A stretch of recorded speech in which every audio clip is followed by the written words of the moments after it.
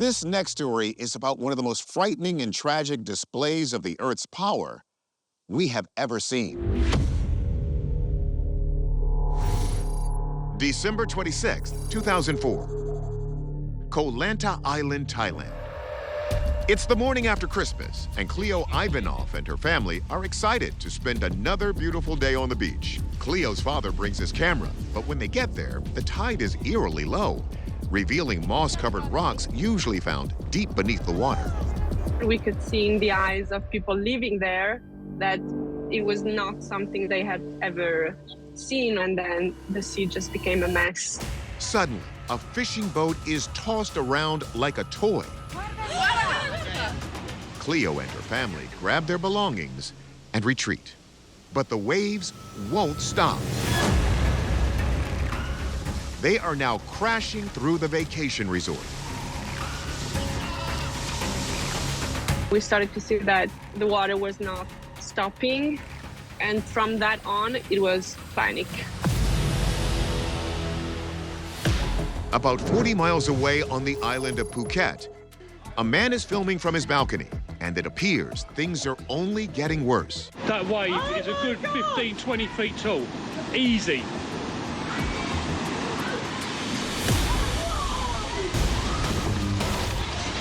Get in! After massive waves hit the shore, people cling for their lives as everything is washed away in the blink of an eye. And the devastation is immense. Soon, every corner of the globe is reporting on what becomes known as the Christmas tsunami. Before this event, people were unaware that this level of devastation could occur.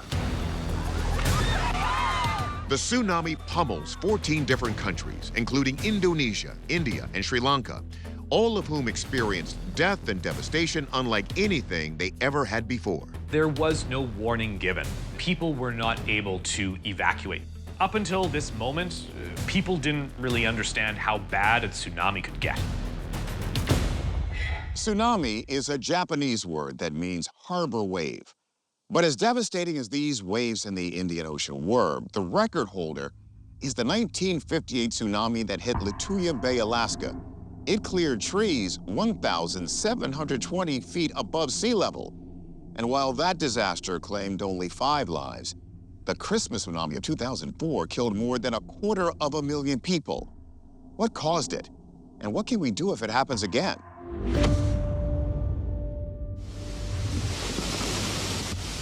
The Earth is like an egg with a broken shell all around it. Those little things are called plates. But out there in the Indian Ocean, the plates ruptured and had this huge 9.1 earthquake, and that's what just caused a very large tsunami. Get in! The earthquake that started it all was the 3rd largest recorded earthquake in the history of the world and released the energy equivalent of 23,000 atomic bombs. Usually, these big quakes get detected quickly enough to warn people. We take the precautions. They put sensors on the bottom of the ocean, and so they can feel the pressure of those waves. We get a move of an earthquake. The first place that gets warnings is Hawaii, Japan, all these areas, because that tsunami could be going across the ocean. But because this particular area of the ocean hadn't seen any seismic activity in more than a century, no such precautions had been put in place. They didn't have any sensors or any warnings that this had happened. That just compelled to make this a very bad situation. Now, as these waves move over the deep ocean, they're barely noticeable.